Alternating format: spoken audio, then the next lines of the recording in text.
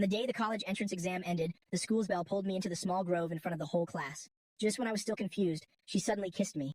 A unique taste of a young girl spread in my mouth, then, her voice choked up as she said, "Xiao Yu, I'm willing to give you my heart and all of my future. As long as you can agree to one thing, my life is yours too."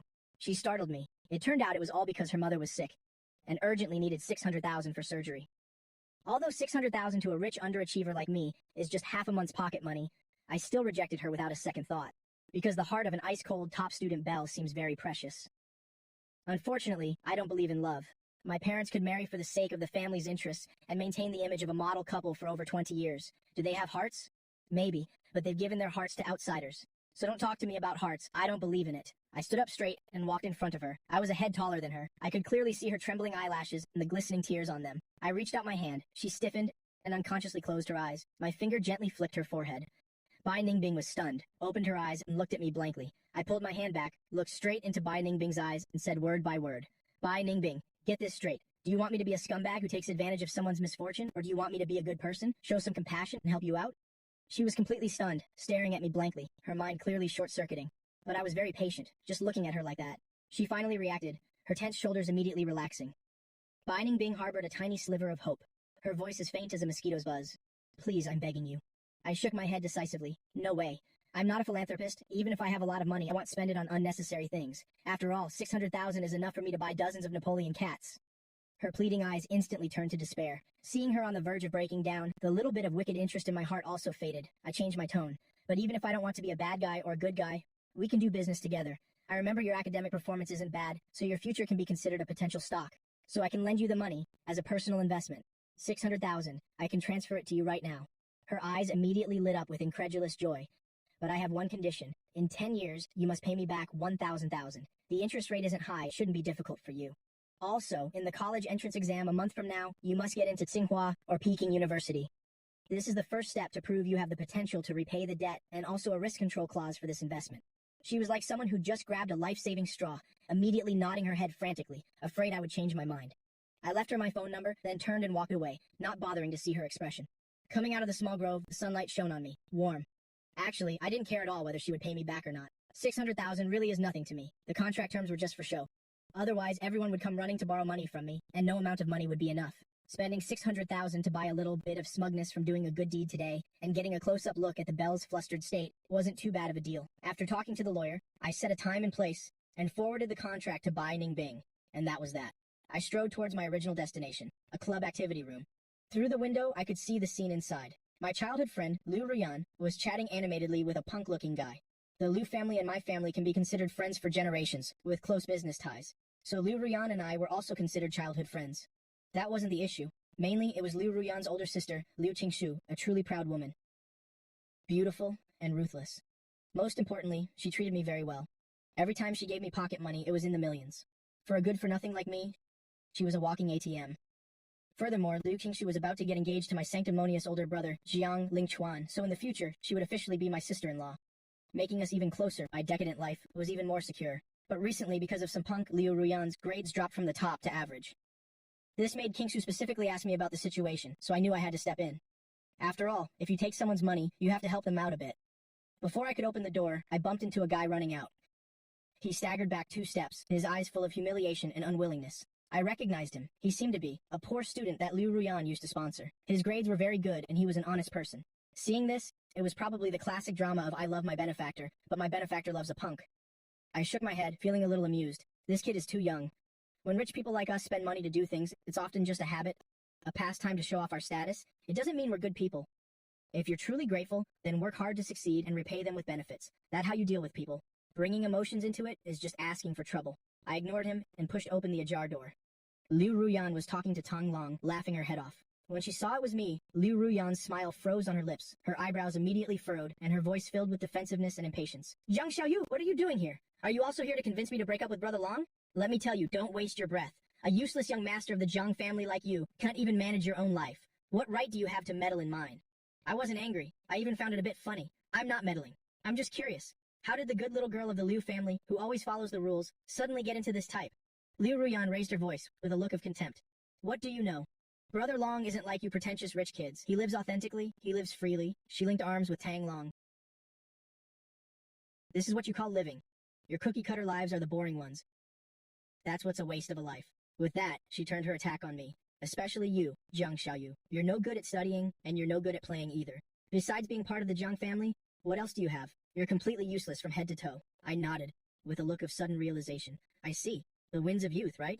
Liu Ruyan probably thought she had convinced me, a smug look appearing on her face. Tang Long also puffed out his chest, the look he gave me no longer as scared as before. The next second, I looked down at Liu Ruyan from above. Sobered up yet? Under my gaze, she unconsciously took a step back. Tang Long was still groaning on the ground, looking at me with eyes full of fear. I walked up to Tang Long. Don't you like being authentic? Like being free? Come on, tell me how you feel right now. Feel free? Tang Long was in so much pain he was sweating, unable to say a word. Liu Ruyan tried to pull me away, but my glare made her retreat. Aren't you so tough? Why are you quiet now? She was trembling, not daring to make a peep. I immediately lost interest. With that little courage, you dare to hit on a rich girl. I dragged the still trembling Liu Ruyan and went straight to the notoriously rough area in the west of the city. I dragged Liu Ruyan out of the car and pushed her against a filthy alley wall. The strong smell of urine and rotting garbage hit me in the face. Liu Ruyan threw up on the spot. I pointed to some blonde punks cursing at the end of the alley, my voice as cold as ice. See that? That's the wind of youth you like so much. Authentic enough for you, free enough for you. If you like it, they'll throw you over there right now. Liu Ruyan immediately turned pale with fear, gripping my hand tightly and sobbing. I was wrong, Jiang Xiaoyu. Let's go home, I'm begging you. Just then, I caught a familiar figure out of the corner of my eye. It was Tang Long. He was limping, and while I wasn't paying attention, he had secretly slipped away from the other end of the alley. I couldn't be bothered to chase him. This kind of person wasn't worth me making a move again. Liu Ruyan clearly saw him too, and her face turned ashen. Her last shred of fantasy, along with that fleeing figure, was completely shattered. She stopped crying, just stood there dumbfounded, like she had lost her soul. I shoved her into the car, and she didn't say a word the whole way. When the car arrived in front of the Liu family's house, she opened the door herself and trudged inside. I didn't get out of the car. I just told the driver to turn around and head home. That night, I received a text on my phone. It was from Liu Qingshu. Xiao Yu, thank you. I replied with a "you're welcome" sticker. And that was that. As expected, the next 2 days at the Liu house were calm and peaceful. No one came looking for trouble with me. I knew this was definitely handled by my future sister-in-law, Liu Qingshu. It seems my move wasn't wrong. My decadent life was secure. But the next day, I couldn't smile anymore, because Tang Long was dead, died in a car accident. It seems this future sister-in-law of mine is even more ruthless than I thought. I suddenly felt this house was a bit scary. Everyone wears an exquisite mask, coldly eliminating all obstacles. My elite older brother, Jiang Lingchuan, is like that, and so is my future sister-in-law, Liu Qingshu. Only I was the different one, someone who just wants to slack off. I suddenly shuddered and shot up in bed. I had to move out immediately. Get away from these ruthless people right now. You have to be alive to keep living the high life. I didn't say goodbye to anyone. The next morning, I carried my packed suitcase downstairs. My mother was in the living room, elegantly drinking her morning tea. Seeing me, she just nonchalantly raised an eyebrow, her voice calm. Where are you going? To sleep somewhere else. She didn't ask any more questions, lowering her head to continue reading a financial magazine. My nominal father was nowhere to be seen either. This house was as cold as an ice cellar. I dragged my suitcase and walked out of that magnificent villa without looking back.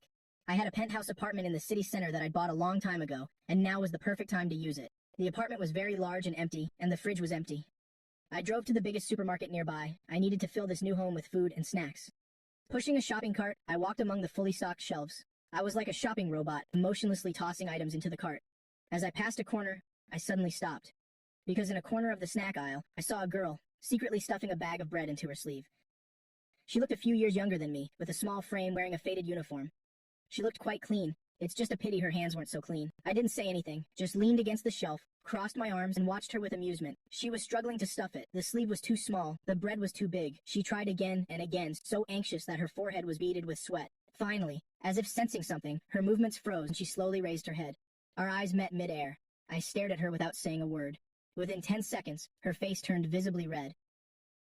In those big round eyes, there was first shock, then panic, and finally, an inescapable sense of shame and humiliation. Her hand holding the bread trembled uncontrollably. With a thud, the bag of bread fell to the floor. It was as if all her strength had been drained, and her whole body went limp.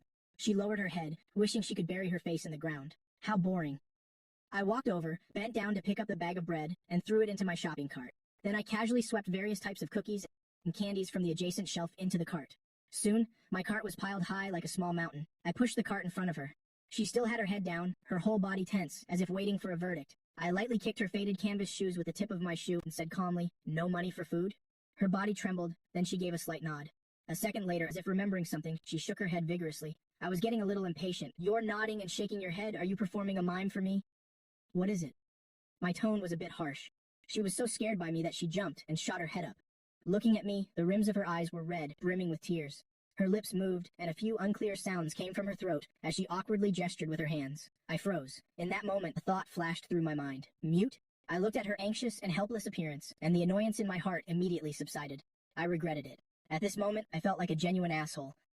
The kind who would have to slap myself twice when I remembered it in the middle of the night. I didn't say anything else, turned to get another shopping cart, and filled it with non-perishable foods. Then, I pushed both carts and gestured for her to follow. She still didn't seem to have reacted. I couldn't be bothered to explain, so I just grabbed her wrist and pulled her to the checkout counter. After paying, I carried the bags, big and small, while she followed behind me, like a little tail, also holding a few of the lightest bags of snacks. After putting everything into my sports car, I told her to get in. She hesitated for a moment, but then opened the passenger door and got in. Then, I asked for her address. She took the phone, her small fingers tapping on the screen for a long time, before finally pinpointing a location. It was an old neighborhood, a rundown place I would never even pass through. I didn't say anything, just started the car. The car was frighteningly silent the whole way. She kept her head down, clutching the hem of her shirt. The car drove through narrow, dilapidated alleys, finally stopping in front of a tenement building that looked like it was about to collapse. I turned off the engine and helped her carry the groceries out of the car. The corridor was dark and damp, filled with the smell of mildew and other strange, indescribable odors. She led me to the third floor and opened a wooden door with peeling paint. A strong smell of Chinese medicine hit me. The room was very small, so small you could clearly see what an empty home looked like. Today was the first time I'd seen it with my own eyes. On a rickety wooden bed, a thin old woman was lying down. The old woman's eyes were closed, her breathing faint. The girl put the things down, ran to the bedside, skillfully tucked the old woman in, her eyes full of worry. I understood. It wasn't that she didn't have money for food, but that she didn't have money to treat her family member's illness. Stealing bread was probably because she was too hungry and didn't want to use her grandmother's medical money. This sob story again. I hate seeing this kind of scene the most. After the girl took care of her grandmother, she came to me, bowed deeply, then took an old notebook from the table and wrote quickly on it. On it was a line of elegant handwriting. Thank you. How much does all this cost? I will definitely pay you back in the future. I found that line a little funny. Pay me back with what? By stealing again? I didn't say anything, just took out my phone and called my family's personal assistant. I spoke briefly into the phone. Lao Wang, help me contact the special ward at the city's central hospital. In 15 minutes, send an ambulance to the address of the tenement building in the west of the city. They'll send it to you. Just charge the costs directly to my account. The whole process took less than a minute. The girl was completely stunned. Her mouth was agape, staring at me blankly, forgetting to cry, forgetting to write. I could understand. For her, the thing she would need a lifetime to dream of was something I could solve with a single phone call. I lightly kicked the luggage bag at her feet. What are you spacing out for? Pack your things and get ready to go to the hospital. She snapped out of her daze and immediately started packing in a flurry. Actually, there wasn't much to pack. A few old, faded clothes, an enamel mug with a chipped handle. The ambulance arrived very quickly. Professional medical staff carefully placed the old woman on a stretcher. From beginning to end, the girl gripped the hem of my shirt tightly, as if afraid I would suddenly disappear. Although it was a bit awkward, I didn't push her hand away. At the hospital, everything was arranged smoothly. A special ward with 24/7 nursing care. A team of top experts immediately began their consultation. I stood outside the bright, clean hospital room, watching the busy doctors and nurses inside, and the girl by the bedside, looking both bewildered and grateful. The bit of gloom in my heart over Tang Long's death seemed to have lifted a little. Spending money really can buy a good mood. Just then, my shirt hem was tugged lightly again. She held the tattered notebook out in front of me, on which was written, "How can I ever repay your kindness?" I leaned against the doorframe and looked at the girl. "I'm not saying I need you to repay me." She was in a hurry. She wrote very quickly in her notebook. Her handwriting was a bit messy, not very neat. "I can't just take your money for free. You are a good person." I saw the two words, good person. The smile on my lips grew wider. In this day and age, even someone like me can be considered a good person. It's really great to have money, I interrupted her. First, I'm not some good person. Second, I've already said it. I'm the kind of person who hates trouble the most. You being difficult with me here is causing me trouble. Understand? She was a bit stunned by my twisted logic. She stared at me blankly, not knowing how to respond. I looked at her expression and sighed. I walked up to her. No more nonsense. I took the notebook and pen from her hand and scribbled in the notebook. Just consider it as me buying an insurance policy in advance. You study hard, get into a good university in the future, in case one day I fall on hard times and I'm begging on the streets. Just remember to give me a bowl of rice. After writing, I stuffed the notebook back into her hands. She looked at the words in the notebook, stunned for a long time. Then she looked up. Her eyes were as clear as spring water. Tears finally broke through. She didn't cry out loud, just shed tears silently. Each drop fell onto the tattered old notebook. I felt a little awkward and looked away. All right, don't cry anymore. Your grandmother still needs you to take care of her. What's the point of crying like this? I thought for a moment and added, what school do you go to? I'll have Leo Wang pay your tuition fees while he's at it every month. They'll have him transfer $5,000 to you for living expenses until you graduate from university and find a job. Don't tell me you don't need it. This also counts as an insurance premium. After saying that, I couldn't be bothered to watch this cheesy scene anymore. I gave the doctor a few simple instructions, then turned and left. Driving on the wide road, I suddenly felt it was a bit ridiculous. How could the great second young master of the Jiang family like me fall on hard times? Completely impossible, right? I was just spending money to accumulate some good karma for myself. After all, everyone around me is vicious and sinister. I have to accumulate more good karma, only then can I ensure that a loafer like me can live in luxury for the rest of my life. Then I fell from grace for 5 years. Just a mere 5 years. My seemingly upright and elite older brother, Jiang Lingchuan, after getting married. When this matter came to light, I was sunbathing on a private island. When I received the call, I even felt like laughing a little. It was within my expectations. My brother is, at his core, a weak and indecisive person. Yet he loves to pretend to be deeply affectionate. I couldn't even be bothered to go back and watch this farce. After all, marriages among the wealthy are all more or less the same. It's these two things, until my bank cards were frozen one by one. All the real estate under my name, stocks, and investment funds all changed. Owners overnight. Only then did I belatedly realize something was wrong. By the time I rushed back from the island, everything was already settled. The Jiang Corporation had changed its name to Liu. My father was prosecuted for numerous economic crimes. The evidence was conclusive. He would basically have to spend the rest of his life singing tears behind bars in prison. My brother, Jiang Lingchuan, left with nothing. And I, a useless person who only wanted to be a freeloader, was not spared either. The slush fund I had painstakingly saved for over 20 years was gone. I stood in front of my penthouse apartment, looking at the two expressionless bodyguards in black suits blocking me. My head was buzzing.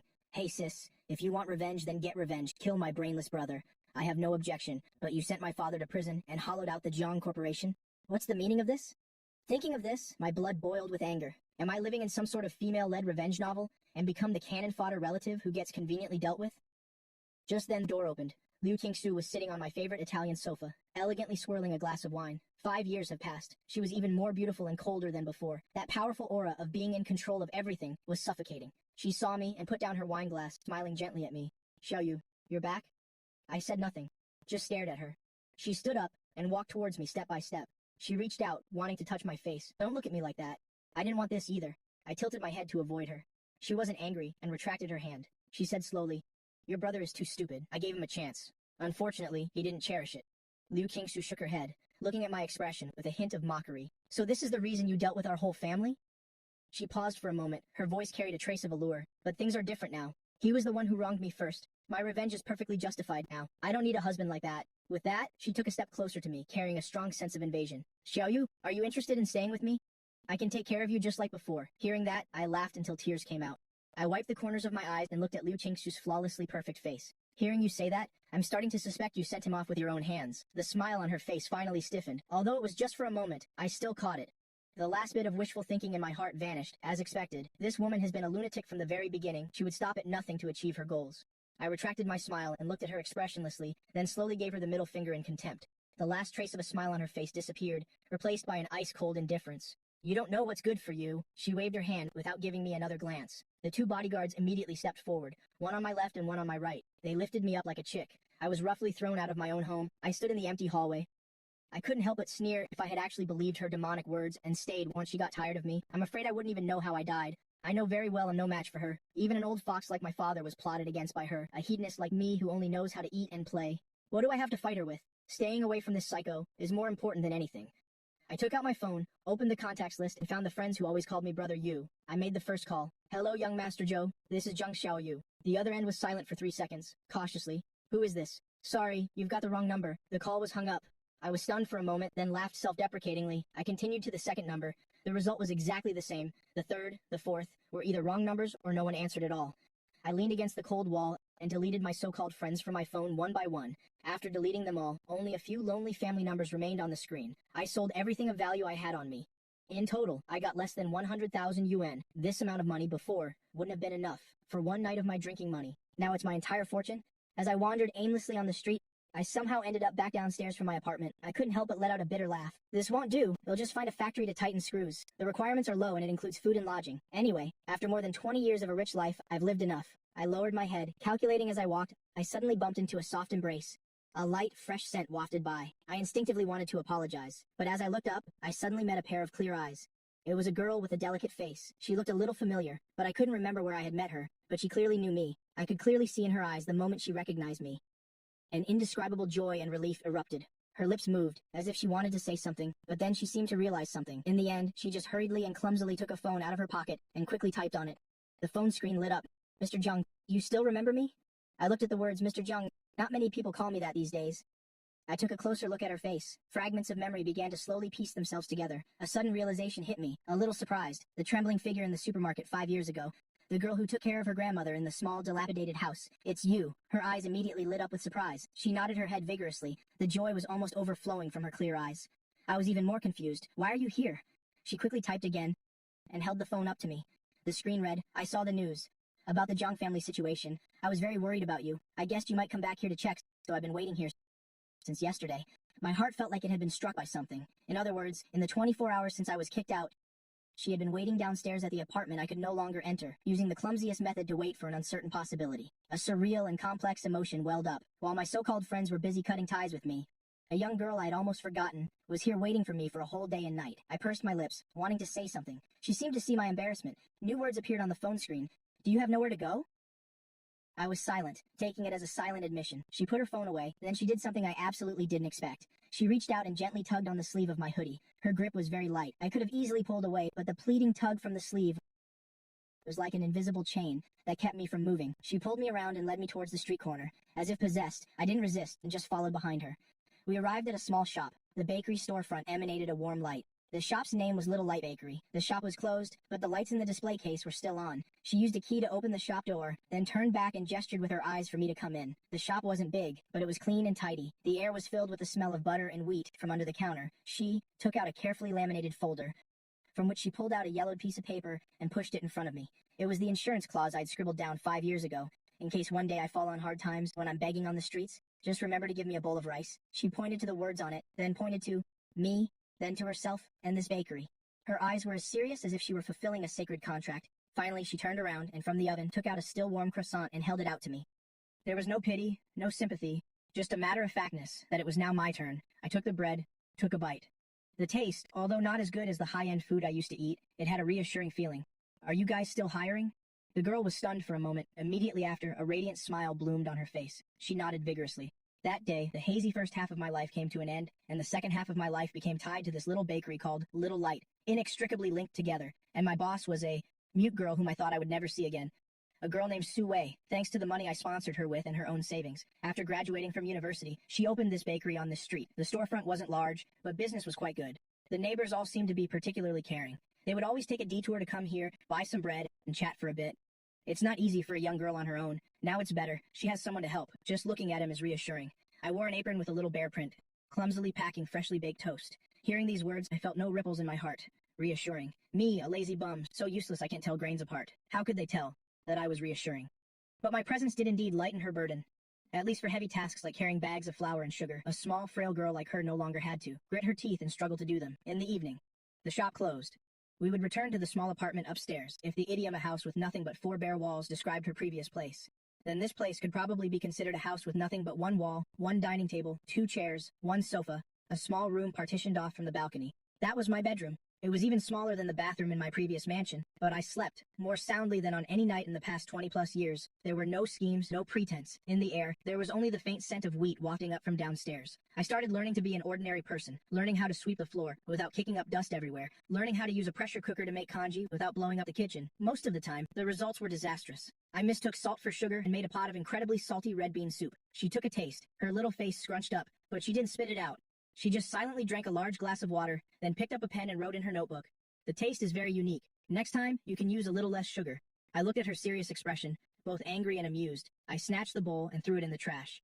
From then on, I started to learn sign language. I bought a pile of textbooks. Every night, I'd wait until she was asleep. In my small room, I practiced over and over again with my phone screen, from the simplest phrases like hello, thank you, to today, you've worked hard, and good night. The first time I used slightly awkward gestures to tell her, good morning, she froze. Then, in her usually calm eyes, it was as if a star had suddenly fallen in, astonishingly bright. She also raised her hand and replied to me very seriously. At that moment, I felt that in my past 20+ years, there had never been a moment where doing something felt as worthwhile as now. The days passed just like that, gradually getting better. I went from being a fool who didn't know how to use an oven to a baking apprentice who could skillfully whip cream and pipe flowers. The shop's business got better and better. We even took over the shop next door and expanded the storefront. I also had a decent amount of money in my account again, but it was enough savings for me to move out and rent a place. Several times I wanted to talk to Sue about this, but I swallowed the words every time they reached my lips. Move out to where? To eat what? Being alone is so boring. Besides, it's not easy for a young girl like her. I can lend a hand. I found a few reasons for myself in my heart, and then stayed here with peace of mind. Sui never mentioned it either. She seemed to have tacitly accepted my existence. I don't believe in love. My father and my brother are the best counterexamples. But the peace of being with Sue was addictive. I shook my head and chased these random thoughts from my mind. It's almost noon. I have to go prepare lunch for her. I was taking off my apron, preparing to go upstairs, but just then, a familiar figure pushed open the shop door and walked in. The person who came was wearing a well-fitting business suit, exquisite makeup, her hair was tied up neatly in a bun, her whole being exuded the elite aura of a successful person. It was Bai Ningbing. I hadn't seen her in 5 years. The insecurity and destitution from poverty on her had been completely washed away. She was no longer the cold school beauty in a faded uniform, begging me anymore. Now she was refined and perfect. Behind her was a young man, looking to be in his early 20s, wearing a suit and leather shoes. He looked like a recent male college graduate. His eyes were full of unconcealed contempt for me, probably a male assistant. Bai Ningbing's gaze paused for a moment on my little bare apron. Her brows furrowed imperceptibly, but she quickly returned to that polite smile. Jiang Xiaoyu, long time no see. I nodded, as a greeting. The action of taking off my apron didn't stop. She seemed to want to ask something, but felt it wasn't appropriate. In the end, she took a check from her bag and pushed it in front of me. This is 1 million. I know there are still a few years left until our 10-year agreement, but I have the ability to pay now, so I want to pay you back in advance. I glanced at the number on the check, picked it up and stuffed it in my pocket. Thanks. This is what I deserve. Although I never expected to get it back. The male assistant behind her saw how quickly I took the money. The contempt in his eyes grew stronger. Bai Ningbing quickly adjusted her expression. Her gaze swept over our small bakery, finally landing on my face. It was a look I couldn't be more familiar with, carrying a condescending sympathy. Xiaoyu, I've heard about what happened to your family. If you don't have a suitable place to go right now, you can come to my company. My husband and I just started the company not long ago. We're in need of people right now. Looking at her deliberately pitiful expression made me feel nauseous. That transaction back then was my investment. Now she's repaying the debt. We're even. But now she's putting on this act, wanting to turn her former creditor into an object of her charity. I looked at the male assistant beside her with an increasingly unfriendly gaze and suddenly understood she was enjoying the pleasure of saving others, just like how I enjoyed her destitution back then. Now she was also enjoying my downfall. It's just that she's more hypocritical than I am. Having to put on a warm facade, I coldly refused. No need, I'm doing just fine here. The smile on Bai Ningbing's face froze. Xiaoyu, don't be sullen. I know what kind of life you used to live. I interrupted her, my voice already laced with impatience. I said, I don't need it. She finally stopped insisting. A trace of displeasure appeared on her beautiful face. Fine then. If you've already decided, then I won't force you. The moment she turned around, the male assistant behind her immediately took a step forward. Attentively, he reached out and gently supported her arm. Bai Ningbing also naturally tilted her head, giving him a smile that only the two of them could understand. It was at this moment that I pretended to casually pick up my phone and silently press the shutter button in their direction. The angle was very good. In the photo, the male assistant's hand was almost pressed against her waist, and the smile on her face. Anyone who saw it wouldn't think that it was just an expression for an ordinary subordinate. I raised my phone, waved at them. Take care. I won't see you out. Then I spent 2.5 minutes finding her husband's public email address online. Then I anonymously sent that photo over. After doing all this, I deleted the photo in the sending history. My mood became much lighter. I quietly finished lunch with Su Wei. My mind also gradually calmed down. I leaned against the counter, thinking about how to use this 1 million. The number on it was so clear it was a bit dazzling. How long has it been since I've seen so much money? At least our lives would finally no longer be so tight, and there's the new equipment that Su Wei has always longed for. The more I thought about it, the happier I became. I've never felt that 1 million could be so useful.